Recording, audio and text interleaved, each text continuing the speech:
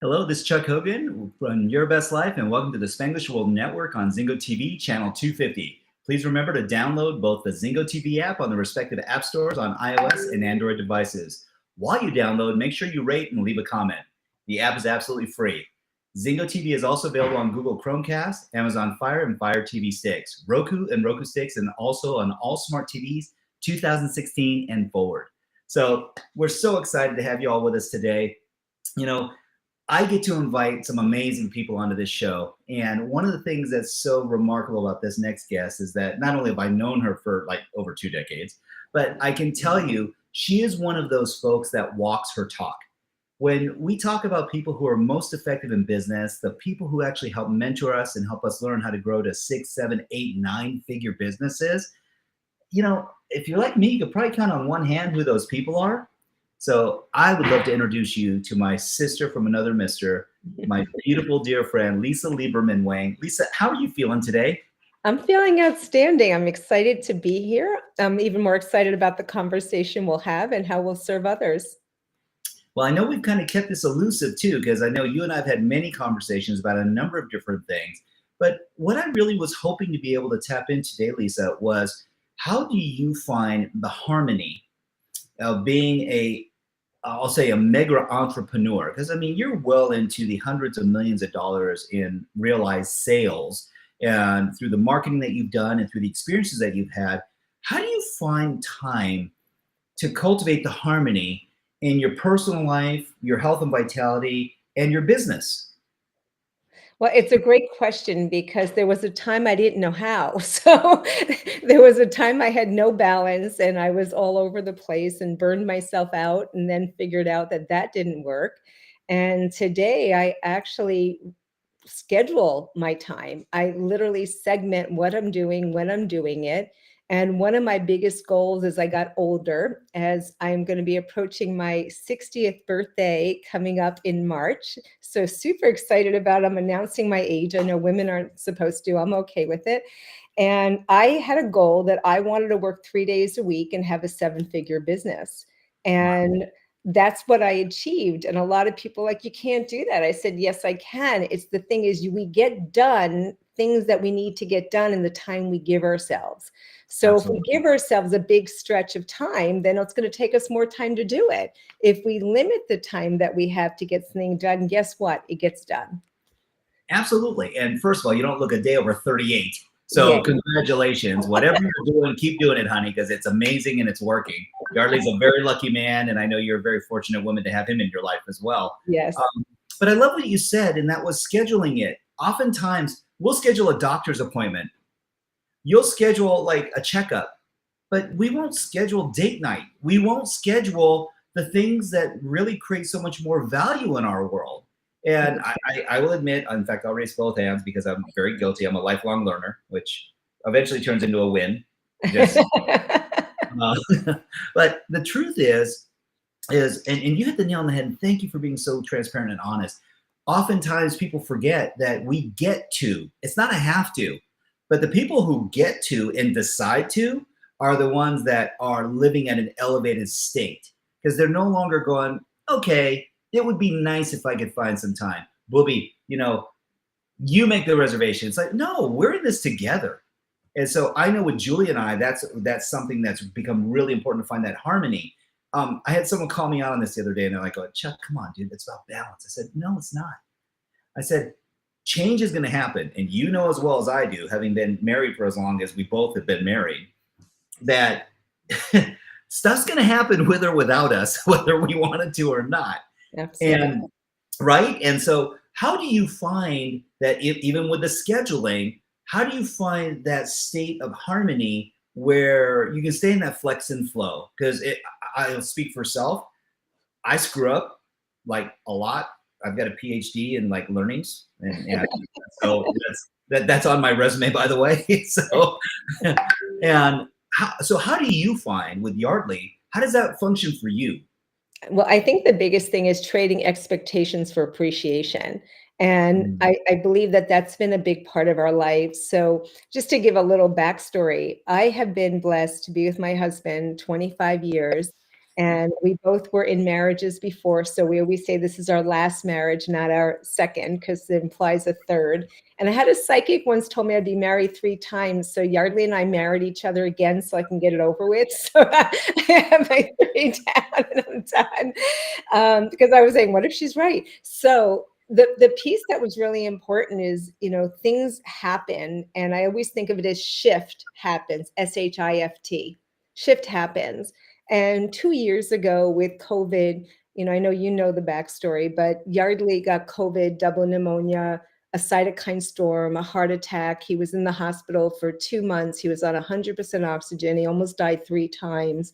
And life changed dramatically, very, very quickly, and learned very quickly. It doesn't matter how much money you have. When you're sick, there's nothing more important than your health. And there's nothing more important than your partner. And we broke every protocol there was. They wanted to intubate him. We knew that he wouldn't live through it. It wasn't happening. And today he is such a blessing. And anybody who knows us doesn't even know the extent that he's still in heart failure. He lost 30% of his lungs, 30% of his heart, got scarred with all this that happened. He has a low ejection fracture, which means that our normal hearts pump 50 to 70% of our blood. He's at 32. He was at 25. So anything under 40 is still heart failure. He's a friggin' miracle. And we know it, where a lot of people will find things to be upset about in life. And at our point and where we come from today, 2 years into this, is everything is just a gift. We're grateful for whatever we have. We're grateful for the time together. We're grateful for each other. We're grateful for the opportunities. I'm grateful to be here with you. And whatever that looks like, it just makes it easy to not just have a saying of trading expectations for appreciation, but living it. And, Yes. we're out here because of what happened. We sold our home because I got sick. The ambulance couldn't get up our driveway. And he's sick. And I'm thinking, this is not going to be a cool thing. It's not safe to be here. We had 5 acres and 5,000 square foot home and a beautiful oasis. Our house sells in one day. And Chuck, we've been homeless for 1.5 years now because our house was sold. And then we went to find another one and build another one. In 7 months, they still don't have a permit, and I still don't have a house. You know what? It's rough having really good taste. And so people want what you have, and then it goes quick, and then you're trying to find something. You're like, can a sister just get a break for a second? Like, can we just like get a house, a place, a home? But here's the truth: you have each other. Yeah, Man, home is where the heart is. it is. So Julie and I talk about this all the time ago. If everything was perfect world, money was not an issue, there were zero limitations, where will we live? And we go, wherever we're together. Absolutely. She's my forever love. She's the person that I want to wake up to and the last person I want to see before I go to bed at night. And so for me, much like you, and bless you for saying what you're saying, it's so important because it's easy to get caught in other people's psychosis. And so what do I mean by that? Well, there's the expectations of business, there's the expectations of parenting. It's like trying to keep up with the Joneses. Oh, well, they have this. They went to Disney World. We should go to Disney World. They went on a cruise. We should. I'm like, whoa, whoa, whoa, whoa, whoa. I remember being a kid and going, summer vacation was a pop-up trailer on Pismo Beach. And my dad would give us a pitchfork and say, go find the clams because that's what we're having for dinner. It's like, come on, Yeah. wait a second. And if you think it was over there, it's like, I'm shucking clams for dinner. And it's like going, wow, child labor is real. And I don't mean to make it sound like I was impoverished or disenfranchised child. I wouldn't give those memories up for anything. Yep. I really wouldn't. And so to your point, getting to, and this level of appreciation is so paramount now. I see so many people living in entitlement and they just expect that this is the way life is supposed to be. And I go, who told you this? Right. Like, because you get to decide. Where I have always been intrigued by your relationship is that you're both like, it's almost like watching rock stars, form their own, family band. And it's like Wilson Phillips or something like that. Because you both have this insane level of talent. You're both very driven and very passionate. But I also see that there's this unremarkable level of respect that you have, not just for yourself and others, but for one another. And sometimes that can get lost in the competition of relationship, especially when you work together. So what do you say to people when they're trying to find that harmony in their business? Because it's like, and I'll speak for self, my identity shifts slightly when I'm in business mode by comparison to when I'm lovey-dovey hubby mode. Yes. So I'm going to say that there was a time when Yardley didn't like his boss. Okay. And he quit. I'm not doing this anymore. Oh, and here, I'll tell you what gets us through everything. It's the laughing, because if we can't laugh at ourselves, we're totally in trouble. And what was happening is he was thought at one time he was competing with me. And I finally said, there is no competition. You know, there's stuff that I do really well, the stuff he does very well. And we had, it was an interesting metaphor that he had used at one time. We have built several businesses. We actually own 3 now, but there was a time where we owned 5. And one thing that he used to say is he'd say, honey, if you bought a car from the car dealership, when the car breaks down, you don't bring it back to the salesperson, you bring it to the mechanic, the service station. And I'd be like, yeah, it's true. But my thinking at the time was, you should be able to do it all. And he kept saying, I can't do it all. And I'm thinking, if I can do it all, why can't you do it all? So it was that compared to what? And then I think is when we stop pointing fingers, the expression is 3 always pointing back at you. And when I stopped looking at what he was or wasn't doing and just did what I did well and let him do what he did well, then it became a real beautiful, harmonious relationship versus you're not doing as much as me, or it's not valued the same way. I think after 25 years, I've learned that there are things that I am just much more adept to doing that are effortless to me and not to him. And there are things that are effortless to him and not to me. And just totally appreciating where he contributes. It may not have the same monetary level, but if it wasn't him doing it, I wouldn't be able to do what I do.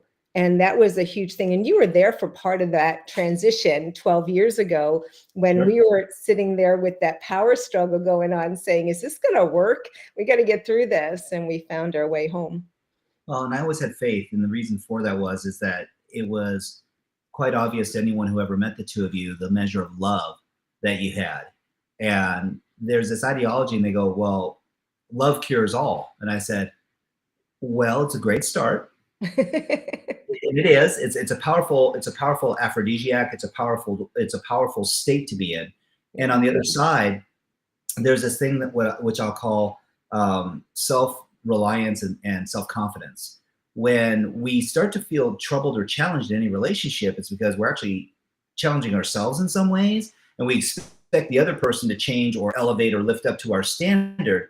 And I go, well, if no one's broken, then is change really the issue? And I said, it's not that change is the issue, it's perspective. Because the love is there.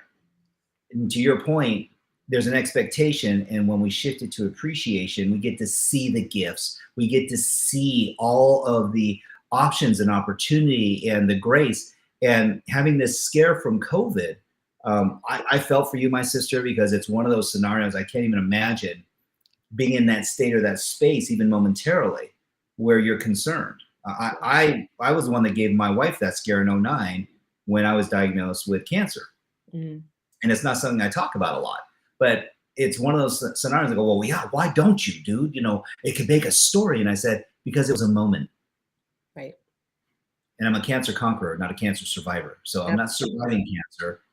I've moved past it. And I don't go, oh boy, I had that cold that one time and woo, it knocked me. I was like, no, it's a moment. This was a long moment. This was one of those, I don't call it just a blip. We'll put it that way. What you two have gone through, and to see how you come out the other side. And it's with love and adoration and commitment and connection.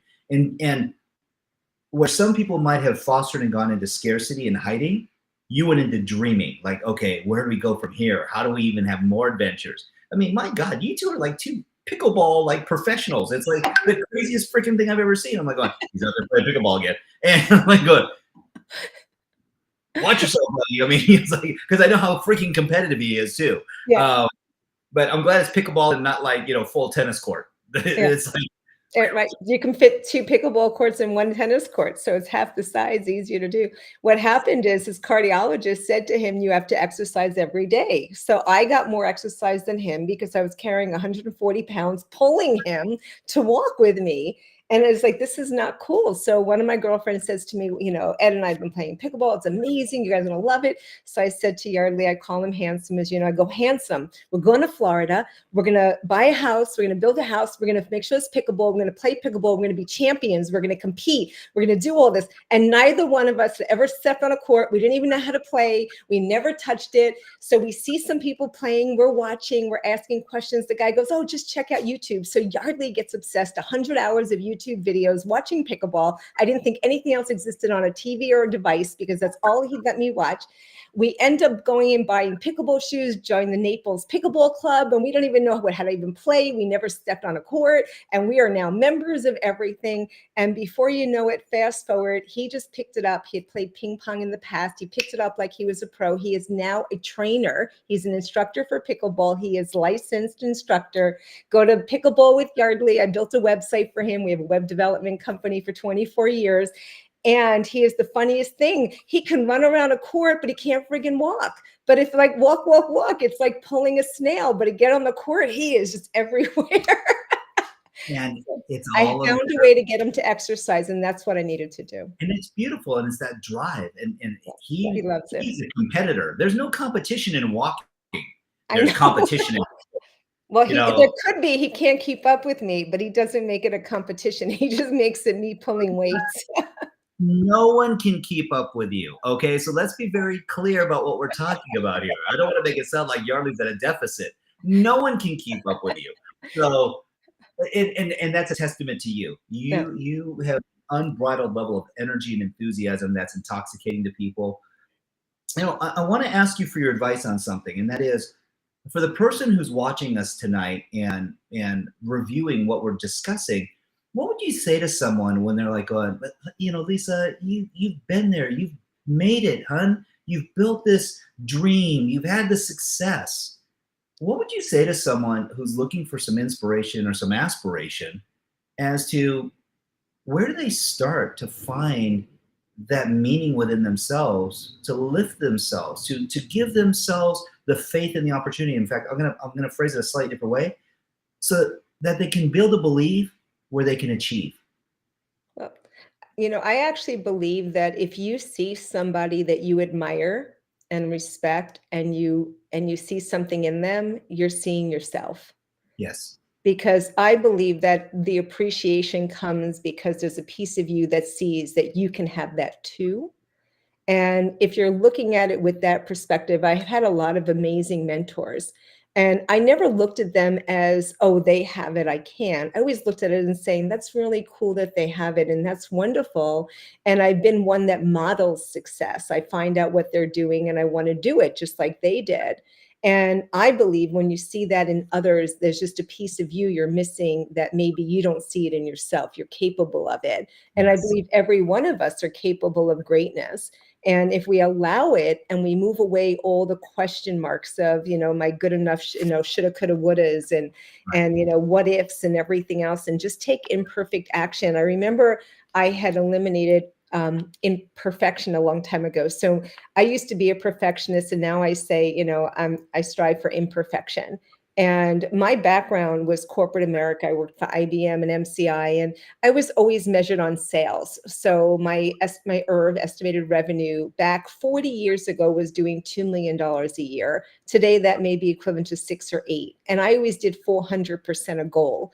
So when you look at the numbers and you look at where things are, I was judged on performance. So I just knew you had to perform, you do it, and I did it very easily and consistently. Well, I think the same thing is if I didn't do as well as I thought I did, I used to beat myself up. And I Yes. found I spent more years in my early years beating myself up for never being good enough, even though I was an overachiever and I was unbelievably successful. I never saw that benchmark.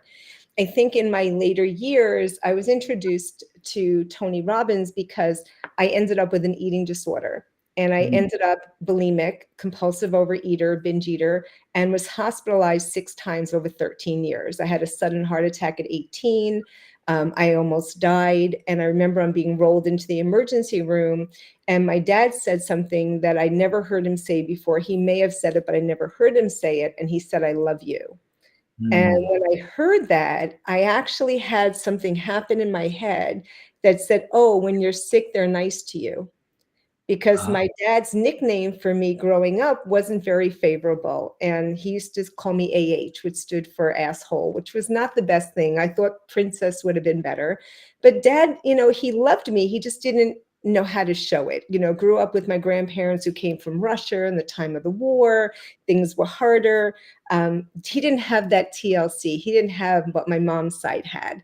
So he right. just did his best. And today I get it, but as a kid, you don't.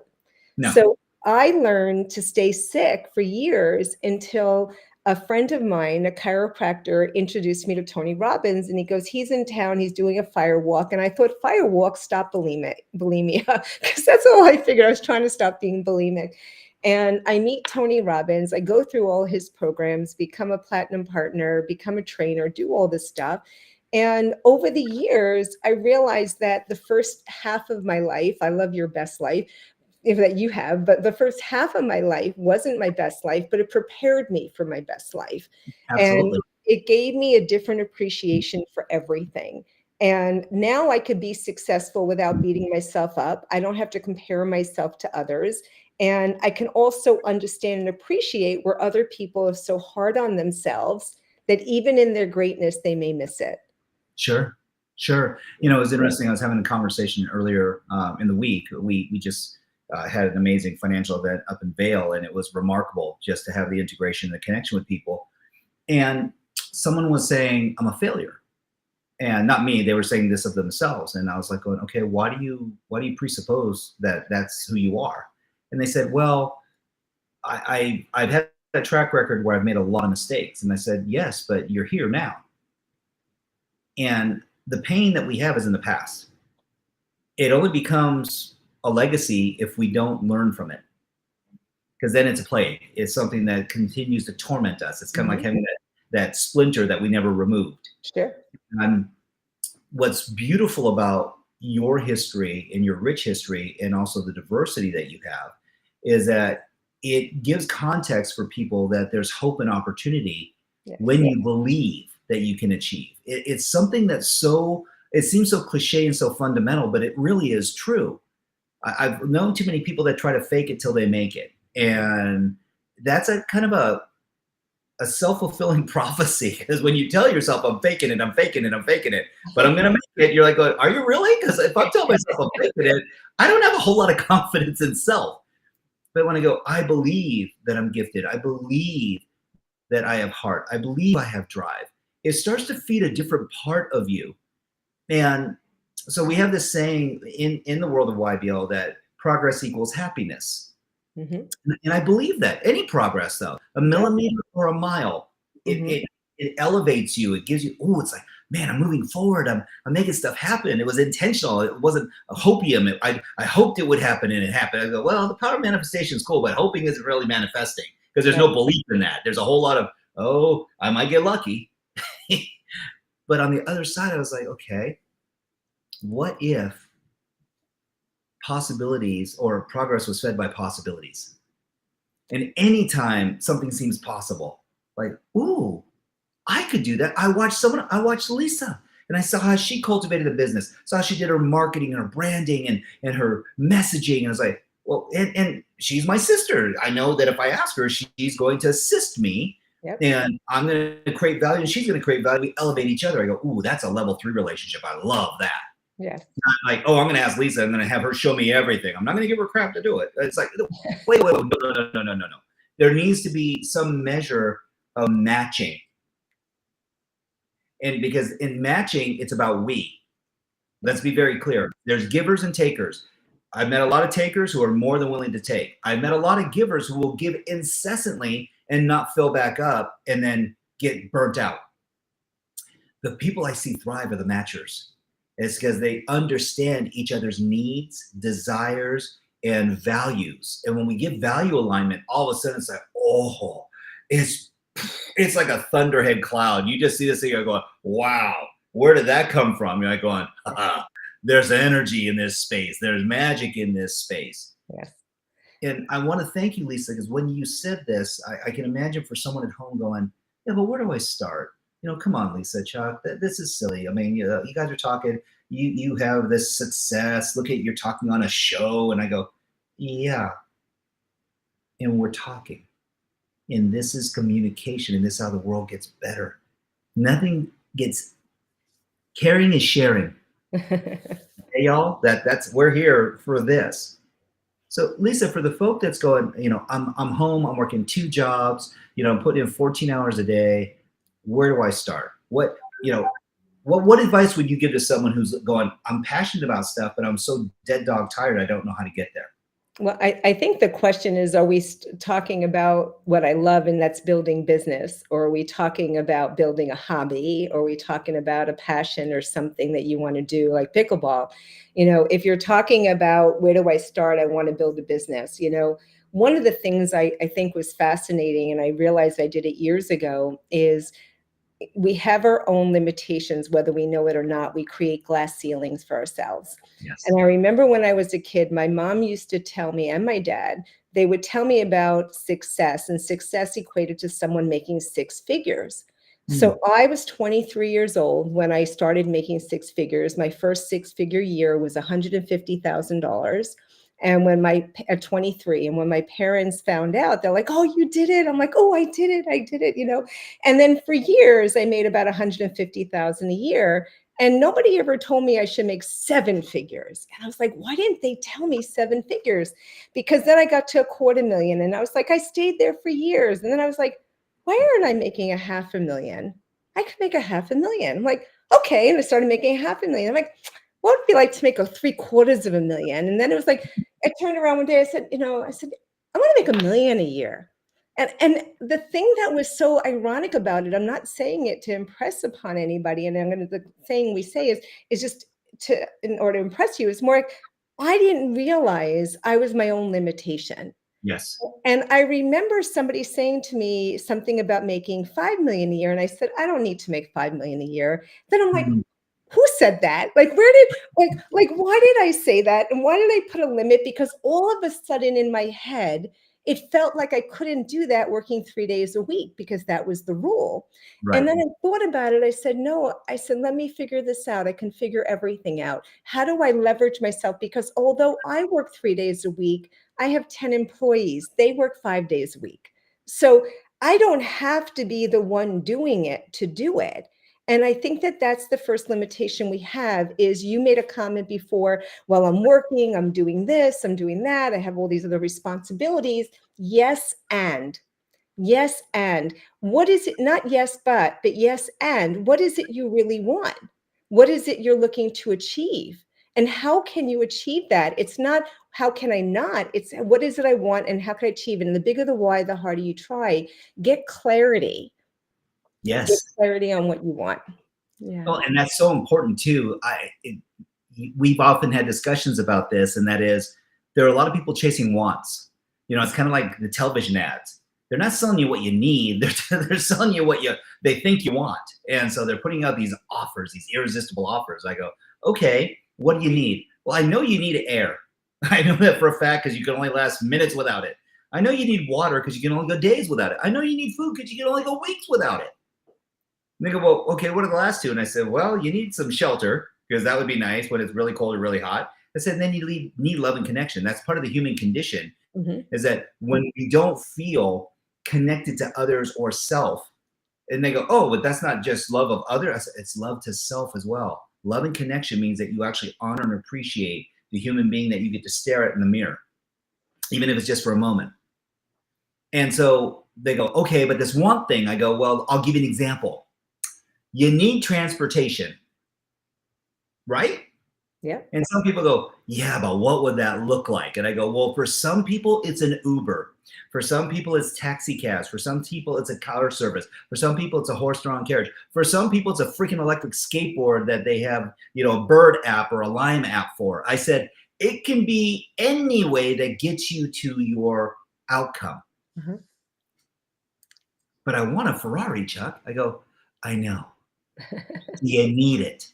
And it's like, well, but I really want it. You don't understand. I really want it. And I was like, then that's great. If you have the means and it's going to allow you to feel the way you need to feel most often. I said, but will you still feel that way when you get a $5,000 maintenance bill to change the oil? Will you still feel that way when it has 5,000, 10,000 miles on it, it's depreciated, 75 grand? Will you still, they're like, oh, dude, Debbie Downer, what are you doing? Like, what am I dreaming? I'm not trying to kill your dream. What I'm trying to help you understand is when you meet your needs, you'll start to see a shift in your wants because now you're getting fulfilled. When your needs are at the highest, I'm talking level 9, level 10, it's like love, light, and happiness, connection, health, prosperity, vitality. I go, all of a sudden your wants, I go, dude, you know what? What I really want is a new Peloton. What I really want is a new bike or rollerblade. I'm gonna rollerblade to the freaking office. I live 2 miles away down, Ocean Boulevard, whatever the case might be. And you're like going,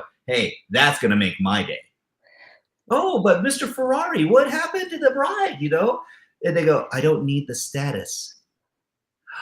Oh, so the feeling you were really going for is to be feeling worthy and connected. And it had nothing to do with the name brand of the vehicle. Ah, interesting. For sure. So what is it really? And I said, it's exactly what you talked about, getting clarity. Yes. Understanding that what really fills us up and fulfills us isn't, and I'm not chapping Louis Vuitton. I'm just saying, do you really need another Louis Vuitton bag? And you might. I ladies, I apologize if I've offended anyone. And I'm just gonna say, and I could use Jimmy. I don't want to dig myself in a hole, but I could say it's Jimmy Choo's or whatever the case might be. But the point of being is that if you had a wonderful pair of shoes, I guarantee you're not running on the treadmills in Jimmy Choo's. That might be a stretch. I might be guessing, but my hallucination would be is that the environment is going to dictate what the need is as well. It does. Absolutely. And if you're going to talk, you're talking about all that, and it really becomes a question of what is it you want? But the other piece is if you have a desire and a wish to even, let's go into starting a business, and the business Yes. is to serve others. One of the things is my mission is to touch more lives than Oprah by helping people who help others. And I use it as a litmus test for any business we start, because there was a time we had 5 businesses and I didn't feel that they were serving us. They weren't in alignment with where I wanted to go, and they were taking too much of my time. And today I look at what we do and I measure everything by how it serves us and how it serves others. I think if there's something that you love to do and it's going to fulfill you, you can be successful in any business. And I've been helping people build businesses from 6, 7, 8, 9 figures for decades now. My background's marketing, advertising, and understanding that there's always a product and service for someone. And Yes. it's never too late to start a business. I look at people like, Louise Hayes, who started her business in her 60s. I look at people like Ruth, remember Dr. Ruth was in her 60s. There's, I just forgot the name of the gentleman, Morgan Freeman started acting in his 60s. Like all these people that were later in life years that started doing things, and then people will turn around and limit themselves on, is it too late for me to do what I want to do? Or how do I do what I want to do? I'm going to let you know, there's a rule book for everything. And I just came out with a new book, and the book was geared towards helping people who are in the coaching and consulting business, as you know, Chuck, but it's really for anyone who wants to start business. And I just decided to the riches and the niches and the niche it into coaching, and it's how to build a 7-figure coaching business. So if you go right now, I just released it a week ago, I am giving it away for free. And it's 216 pages of unbelievable content of exactly what you need to do to build a 7-figure business. Whether it's coaching, consulting, entrepreneurial, a business, it's about marketing and branding yourself and getting your message out there, and the clarity of how you do it, and understanding who your ideal avatar is and how to market and where to market, and not try to be everything to everyone. And when you get clarity on that, you actually find that you as an entrepreneur, a lot of people are majoring in the minors instead of minoring and minoring in the majors, and they're trying to do everything on their own. There's things that only you can do. You need to learn what that is, and then anything else you have to learn how to automate, delegate, and eliminate, so that you're not trying to recreate the wheel, but you find people that do what they do well and you do what you do well. I think that trying to be everything to everyone is just unfathomable. It's hard to do. You'll never succeed. And I believe that if there's something that you really do well, figure it out how to do that and find other people who do what they do well and create a team. Just like I shared with Yardley and I, he's the yin to the yang for me, without a doubt, where we complement each other. I'm the person that when ChatGPT and other things came out, I went from 8 in the morning till 2 in the morning for about 3 weeks before I got to the point where I really needed sleep. And I was like, I need to stop because I'm a little obsessed. And he couldn't. And he's like, why don't you just go to sleep? And he's worried about watching Wolverine. I don't know. Not what I'm worried about, not in the same realm. My point is, he wasn't where I was, but he didn't need to be, but he Right. respected where I needed to be. Find out what your passion is and just do it. I really believe we have one. I made a comment to someone, you only live once. And she said, no, it was my cousin who's 81 years old, actually yesterday. And she says, that's not true, Lisa. You don't only live once. You only die once. You live every day. That's it. And I was like, she's right. So You choose to, if you choose to. you Yes. choose to. So think about what it is you want to do in this life. In this life, what is it you want to do? And what's that going to look like? And what's that going to feel like? And who's going to be in it? And I got to tell you, Chuck, we've lived probably more in the last 2 years of our turmoil than we've lived in the last 20 something years together, Right. because of the fact that we figured out what was really important.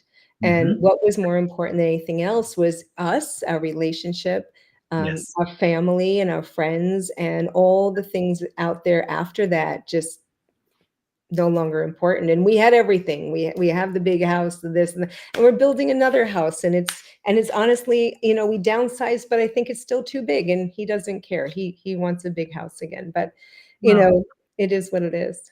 he's a man, and we have a tendency. I'll speak for our Brother our from list. the other mother here, you're supporting him.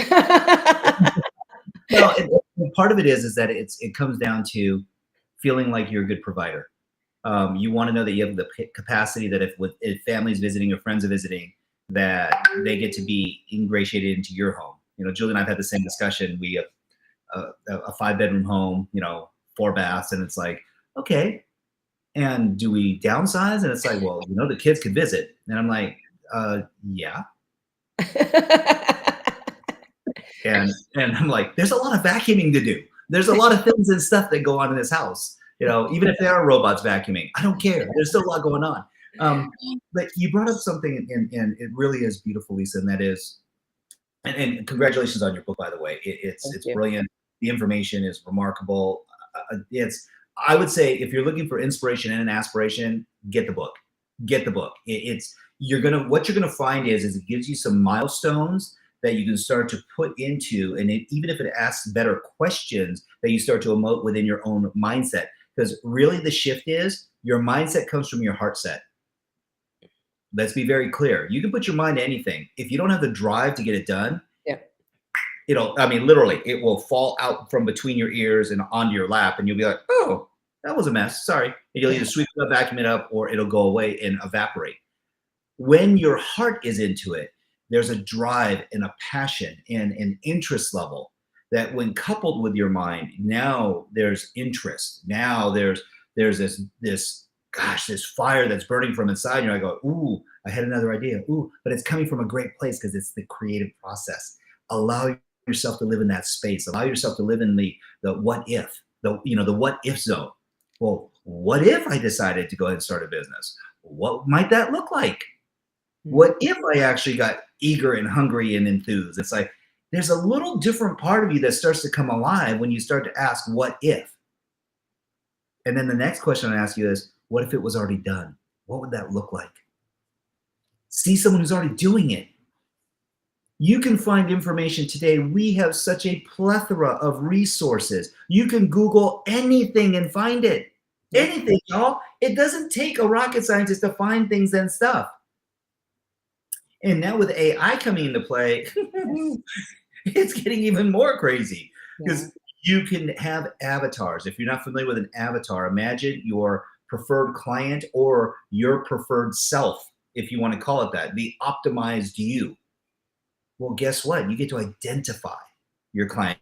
You get to identify your skill sets and talents. No different than what Lisa was just sharing. It's so important that you understand what you're great at, but be honest with yourself. Don't go, you're a great singer, but when you start singing, everyone leaves the room. Reality might be different than the perception. Videotape yourself and listen to your voice. Because I know some people who think they're amazing, and it's like, wow, dogs are howling. I love you. This is not your gift. You're great at playing the guitar, but not singing with the playing of the guitar. Either play the guitar louder or sing softer. Not a criticism, an observation. Why? Because when you take someone who can sing and then you're playing, now magic happens, and vice versa. It's about finding the harmony, no different than in music. So, wow, Lisa, this is so cool. I'd love for you to share in regards to self-assurity and self-image. Because going through what you went through, and you grow through, you get to go through what you grow through. And so as our friend Tony Rodriguez would say, and it's an interesting concept because when you're going through it, sometimes we don't realize that we're getting the lessons. What would you say has been some of the biggest shifts for you and how you found a way to find more of you? There's a lot of people who are living and they're trying to find it from outside of themselves. I Mhm. keep, when we talk about inspiration and aspiration, those are great examples, but they don't necessarily give you the fuel for self. What would you say to someone who's not feeling very empowered right now? Well, if somebody is living in a suffering state, it's because they wanna connect with themselves. Mm, And if they are having a hard time connecting with something, they'll connect with anything. And the challenge is if it became a habit and a muscle you exercise, which is the muscle I exercised for 13 years in dis-ease, disease with myself, having an eating disorder, is what I wanted more than anything else in the world was loving connection. And I settled for connection, but even if it was to myself. mm, And then I had what's called secondary gain. And secondary gain is what I got from my family, where it was love of concern and pity and scarcity and worry. But it wasn't something that was going to actually, stop or change things for me. It just became, at least people care, right? So I think when we end suffering is when we stop making it about ourselves. We take the focus off ourselves and we make it about others. I think that's the big thing to change it. The other thing is that, you know, when you already know that you're enough, like, and you are enough just the way you are, perfectly imperfect, and you stop looking for the attention by what's wrong, but you look for what's right, everything yes. in your world can change. And I think that that's the biggest piece that I'd want to give people is to say, change your question, change your life. I went from what's wrong with me to what's good about this. And just Yep. that little shift just changed everything in my world. It really does, because where focus goes, energy flows, and people have a tendency to forget that the ordinary things done consistently produce extraordinary results. The simple shift of appreciation of self, if it's even something like using the Hawaiian prayer, the Ho'oponopono, or if it's doing some biofeedback, or if it's doing, self-imaging, where we start to look at self and go, wow, I'm making progress. The sit-ups are working, the push-ups are working, the walking is working, the eating healthier is working, the health and vitality, I have more energy, I feel more connected to self. Then what if, to your point, there could just be this level of appreciation? They go, well, what's there to appreciate? It's like, look at me, losing my hair, I have 10 extra pounds, and I go, okay, well, I know a lot of women that think a bald guy is sexy. I know a lot of people that think that that believe that they like a dad bod rather than a bodybuilder bod.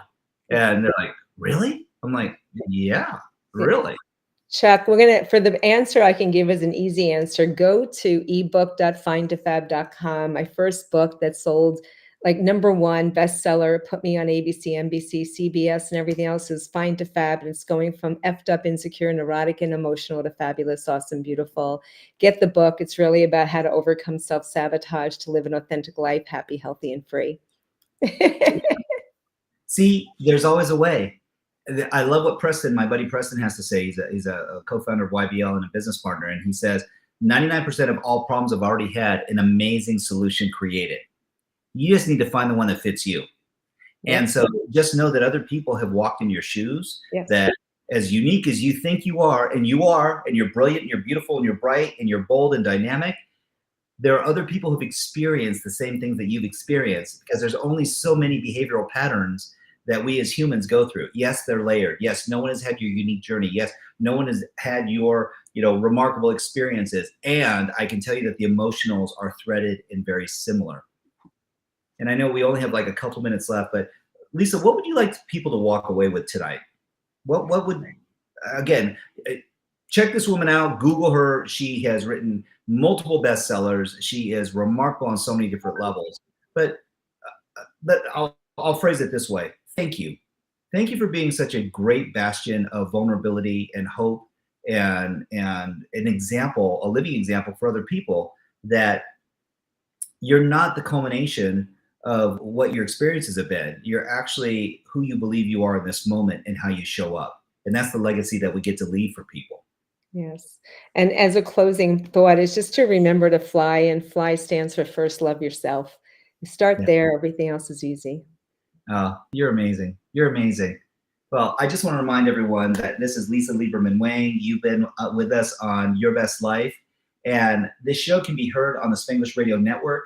Please check us out for all the news and all the programming. Spanglish World. Watch it, hear it, read it, download it, and live it. Thank you, Lisa. Thank you.